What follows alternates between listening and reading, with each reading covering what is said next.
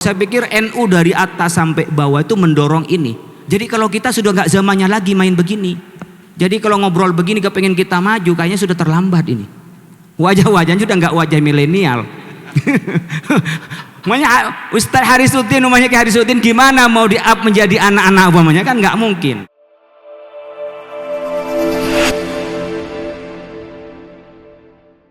Assalamualaikum warahmatullahi wabarakatuh.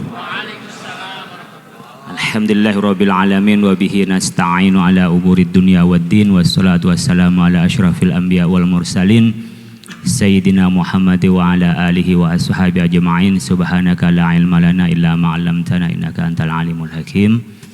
Para asatidz Kuyaha, bil khusus Gus Aap sebagai ketua LDE PBNU, Yai Nurul Badrul Tamam, Yai Syamsul Marib, Habib Nabil Al-Musawa, Ustadz Maulana, Yai Tobariah Syadzili, dan semuanya yang hadir pada kesempatan kali ini. Karena malam saya tidak lama-lama tinggal menyimpulkan. Yang pertama, Ustadz Maulana ini idolanya ibu saya.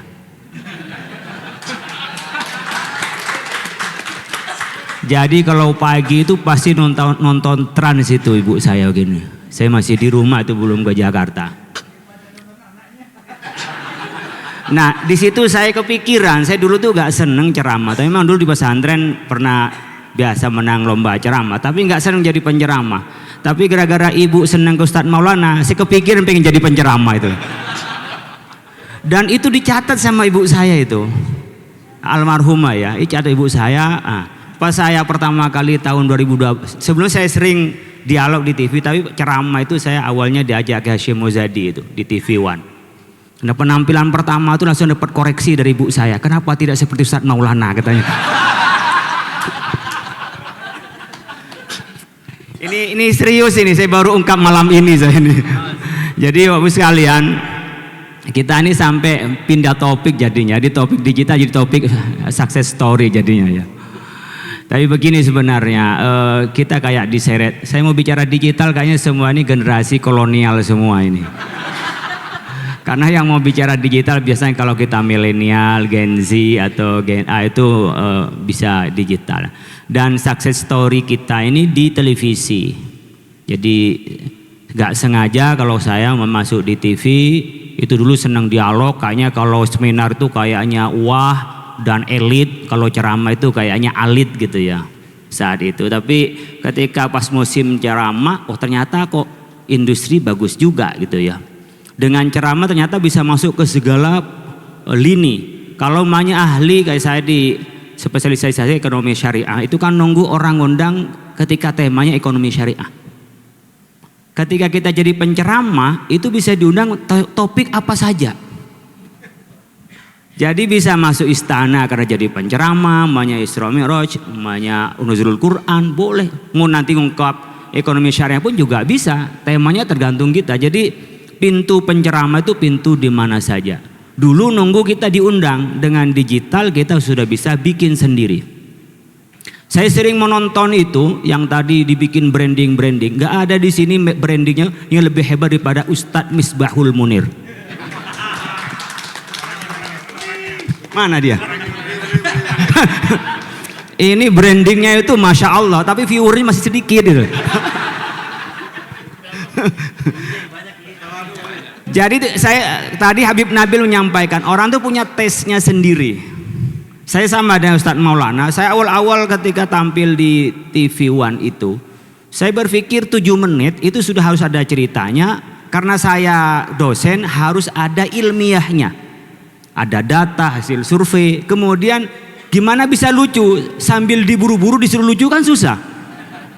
Kalau kita dalam keadaan tidak tegang bisa lucu, tapi ketika tegang kan nggak bisa lucu. Itu saya itu sering kalau besok tampil hari Sabtu, hari Jumat saya udah nggak bisa bikin jadwal, itu udah belajar saya.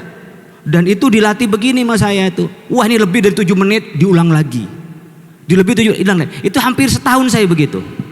Nah kalau sekarang udah nggak pernah mikir materi, udah jalan sendiri itu. Apa yang di depan orang udah jalan sendiri. Tapi dulu selama setahun saya begitu. Dan browsing seperti tadi, modelnya, oh dulu itu kayak Syukron Makmun zaman itu. Orang yang hebat kalau orang yang berani melawan pemerintah. Wah, gayanya Kiai Syukron, Anda tersinggung sengaja. Nah, itu gayanya Kiai Syukron kan. Itu zaman itu karena di masa Orde Baru. Pada saat itu orang di Orde Baru akhir-akhir pengen orang yang enak-enak didengar, model Zainuddin MZ.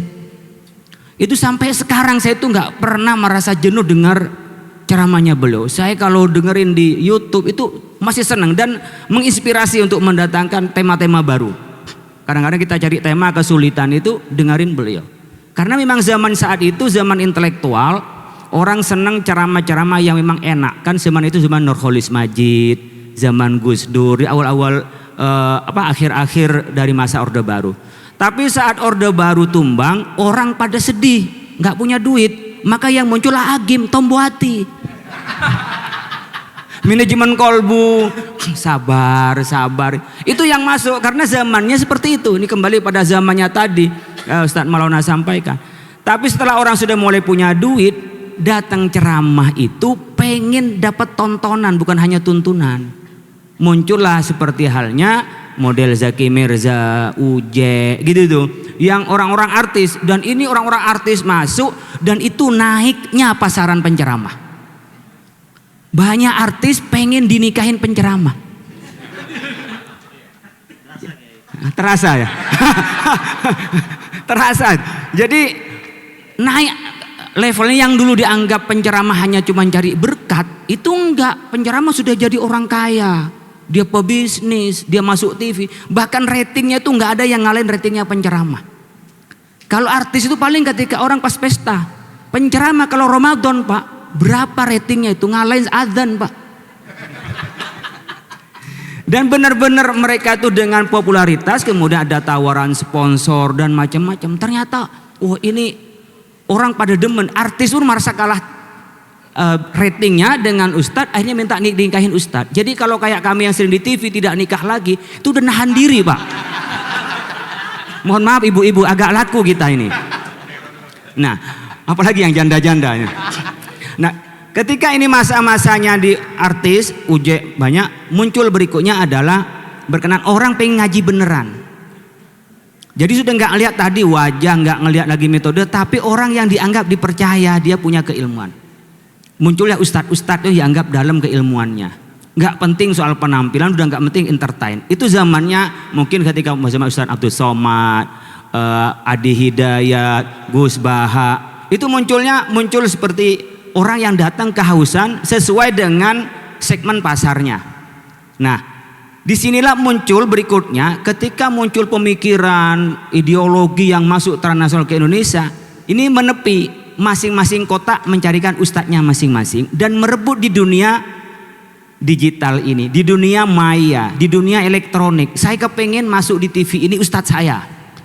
Saya kepengen banyak yang viewernya lebih banyak ada ustadz saya. Jadi pendukung itu adalah berebut bagaimana ceramah di dunia maya itu memasukkan idenya. Tak kalah pentingnya teman-teman NU, teman-teman Muhammadiyah, teman-teman di semua segmen organisasi dan paham-paham yang kadang-kadang tidak berafiliasi. Stuck di situ, sekarang yang tidak jelas mau kemana. Sekarang ini arahnya pasarnya belum jelas. Jadi dakwah itu dalam arti ceramah itu tergantung pasarnya. Sekarang bingung, sebingung-bingung seperti kita karena ngadepin presiden baru. Ini arahnya kok sama dengan bingungnya politik dan ekonomi. Jadi belum jelas nih politiknya kemana, ekonominya kemana, arah penceramahnya kemana. Jadi masih stuck, belum arahnya kemana. Jadi masih ngambang pola penceramah. Maka sebenarnya Bapak sekalian kembali kepada arah digital kita ini. Kalau kita di NU, saya tadi bisik-bisik Gus Yahya, di NU, ini Gus Yahya barangkali masukkan. Saya itu berkali-kali diminta oleh TV One, diminta Metro TV, karena saya kadang-kadang jadi polisinya para dai di TV-TV. Termasuk pasiennya beliau ini. Ini bagian dari pasiennya. Itu saya sedih minta, Kiai tolong minta penceramah yang di bawah umur 20 tahun. Kayaknya ya, siangnya saja. Tapi setelah dikasih sama saya, dia nanya mana YouTube-nya. Setelah ditanya YouTube-nya berapa subscribe-nya dan berapa viewernya. Ini permintaannya kita. Jadi minta direkom, tapi yang di media sosialnya itu sudah jelas dia punya segmentasi pasarnya itu. Nah orang kita ini orang NU terlalu tawadhu Pak. Nah, ini. Orang ini terlalu tawadhu, Pak. Jadi sudah pinter. Karena apa? Sering kali ini kita ngecengin temannya sendiri. Apalah cuman dia. Dia udah tahu saya mulai kecilnya seperti itu. Apalah dia. Kita ini terus terang aja sering ngecilin temannya sendiri, menganggap besar orang lain. Ini otokritik ya. Akhirnya apa? Kita mau ekspresi begitu, Allah itu dia. Karena menganggap kita ini tidak kagum dengan temannya sendiri. Akhirnya nggak ada yang kelompok kita yang bisa main di media sosial. Sebenarnya harus didorong ini. Kalau anak-anak santri didorong. Antar kita saja sedekah subscribe aja. Sedekah subscribe.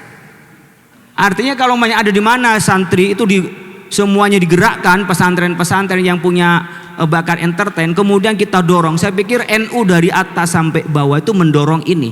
Jadi kalau kita sudah nggak zamannya lagi main begini. Jadi kalau ngobrol begini kepengen kita maju, kayaknya sudah terlambat ini. Wajah-wajahnya sudah nggak wajah milenial. Makanya Ustadz Harisuddin, umumnya kayak Harisuddin, gimana mau di-up menjadi anak-anak umumnya, kan nggak mungkin. Dan itu zamannya anak-anak. Kalau kita emang ngaji karena zaman yang nonton TV itu, Pak, yang TV One sama dengan tadi. Saya selalu kasih share. Saya itu share masih lumayan lah ratingnya, Ustadz. Tapi nggak sampai 20. Di TV One itu ratingnya paling tinggi 9. Ya Habibana Nabil sekitar 8 sama 9 ya, 6. Nah kadang-kadang kalau yang ngisi itu di bawahnya 4 itu udah nggak diundang lagi. Tuhannya dari televisi itu rating. Jadi kalau bilang dia itu adalah banyak penggemarnya, bohong kalau ternyata ratingnya kecil. Kalau sering diundang, mohon maaf, saya juga sama Ustadz, masih di TV Ustadz. Rating masih naik Ustadz. Masih di 7 dan 8 masih Ustadz. Itu pun tergantung TV-nya. Karena kalau TV Trans itu memang banyak penggemar, banyak penontonnya. Karena bukan TV berita, TV hiburan. TV hiburan tuh naik di atas 5 itu sudah hebat. Biasanya mereka main di 3 dan 4. Makanya Metro TV saya sering isi dengan sekarang Menteri Agama Pak Nasar. Itu hasanah itu hanya boleh saya dengan Pak Nasar itu di The Metro TV. Itu memang kayak pokoknya mau nonton atau enggak tidak, tapi penceramahnya ini kira-kira begitu. Tapi kalau di TV lain enggak. Ini ratingnya dari Nielsen satu-satunya Nielsen yang ngasih beri rating itu. Kalau tidak seperti hanya targetnya mereka, besok enggak diundang lagi. Mau minta gimana pun tidak akan diundang, hanya kasih uji coba 2 atau 3 kali. Jadi kalau selamanya masih diundang berarti ratingnya dia bagus. Dan model rating ini sama dengan kita modelnya subscribe atau viewer. Pemanya kita bicara tentang digital. Alhamdulillah saya meskipun kolonial saya pakai semua. Saya punya web, saya punya YouTube dan sudah monetize, sama juga sudah menghasilkan duit. Ya, alhamdulillah. Jadi saya kadang-kadang sok-sok ngartis juga dikit-dikit ya. Kemudian pemanya karakternya beda. Kalau di Twitter itu memang harus intelek dan harus bernas komentarnya. Dan itu menjadi buruan oleh media untuk mengutipnya. Jadi saya yang biasa viral saya main di Twitter itu untuk viral di media. Ini kasih rahasia. Kalau saya kepengen tenang-tenang, saya ceramah yang benar-benar. Lalu ditaruh di TikTok, nggak ada viewernya. Tadi itu paling 1000, kadang-kadang 700, nggak sampai 1000. Tapi saya cuman ngambil kelapa, lalu saya buka kelapa, Pak. Yang nonton 3 juta, Pak. Jadi saya ingin menggambarkan itulah umat. Karena sekarang ini para penceramah itu mencari viewer, Pak, mencari follower. Ya, mencari follower itu yang kita cari. Maka artinya apa? Segmennya TikTok adalah segmen yang santai, yang nyaman. Jadi ustadz, oh ternyata ustadz tuh nggak ceramah terus ya, ngambil kelapa dan seterusnya. Itu kalau di TikTok. Jadi kalau TikTok itu serius, umpamanya ceramah saya potong taruh di TikTok, Pak, sedikit yang nonton. Kecuali ngasih yang kontroversi, perdebatan soal habaib umpamanya, baru rame, Pak. Itu baru rame karena dia merasa ada di kalangan mereka. Tadi karakter saya ini karakter orang yang melawan, yang dianggap menyimpang. Mohon maaf, saya itu dipersepsikan adalah orang yang berani meluruskan bagi komentar-komentar atau satu yang menyimpang. Sehingga kadang-kadang nunggu dimension apa. Nah, itu harus punya karakter, punya semacam spesifikasi di media sosial. Ketika masuk di IG, dia akan lebih panjang komentarnya. Dan itu lebih segmen menengah, ada hiburannya, ada komentarnya. Berbeda dengan Facebook. Facebook tuh ibu-ibu, Pak, yang agak alay-alay gitu, Pak. Jadi kalau serius dikit di Facebook itu pasti adalah pelanggan lama, Pak. Kalau pelanggan baru sudah nggak mau yang serius-serius di Facebook. Yang saya ingin sampaikan, karakter digital yang seperti ini, tinggal kita mau masuk di mana. Jadi kalau kita mau ngambil tadi yang segmen TikTok, dibikin yang santai tapi penuh makna. Kalau mau di di Twitter, dia harus serius. Harus kuat memang datanya, kuat nalarnya. Kalau nggak jadi lucu-lucuan di situ, pasti dibully di Twitter itu. Nah, sama dengan di IG adalah agak santai tapi juga penuh arti, tapi TikTok hiburan. Kemudian kalau YouTube saya pikir adalah untuk yang banyak itu. Nah, kita sebenarnya tadi adalah pada target. Target kita nih apa? Targetnya adalah kita yang penting kita banyak viewernya atau subscribe-nya, atau kita yang penting ada menyampaikan pesan. Saya pikir dua-duanya, karena kita juga kepengen memberikan pengaruh kepada yang lain. Jadi di media digital yang saya rasakan benar-benar terasa. Saya pribadi belum seterkenal Ustadz Maulana, apalagi seperti banyak followernya ini seperti Habib Nabil, 1 juta lebih followernya beliau ini, lebih 1 juta, dan kemarin disyukurin karena lebih dari 1 juta. Itu banyak tawaran, saya cuman berapa lah ya, ratusan ribu lah. Itu menaruh di feed itu orang udah minta sekali naruh sudah di atas 15 juta asal mau naruh. Kalau di kayak story gitu itu diminta 5 juta. Jadi kalau hitung-hitungan uang itu banyak uangnya di sana. Jadi orang kayak santai, apalagi kalau udah tahu duitnya ngonten di mana-mana. Nah, kita bisa nggak misalnya di NU ini penyebaran cara berislamnya itu dikuatkan di media sosialnya ini. Kita kadang-kadang ya perlu satu waktu itu ya memang ada timnya membranding, dan dari branding itu baru masuk di tingkatan-tingkatan televisi, digital dan seterusnya. Saya pikir NU masih belum banyak bintang-bintang di digital, dan itu bisa digali dari pesantren, digali dari anak-anak muda kita. Antar kita aja dibikin rukun, sedekah subscribe, pokoknya ada orang NU maju subscribe aja dan like aja and viewer.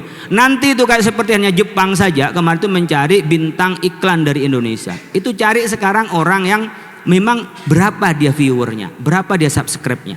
Jadi mau bilang tidak termaju atau bagaimanapun di media, kalau dia tidak punya media sosial yang sebagai bukti, itu sekarang itu udah kuantitatif bukan kualitatif. Oh dia Ustadz keramat nih, wah Ustadz nih Ustadz yang maju, yang terkenal. Itu sekarang bisa diukur dengan media sosialnya. Saya pikir itu sumbang saran dari saya. Terima kasih. Wallahul muwaffiq ila aqwamit thoriq. Wassalamualaikum warahmatullahi wabarakatuh.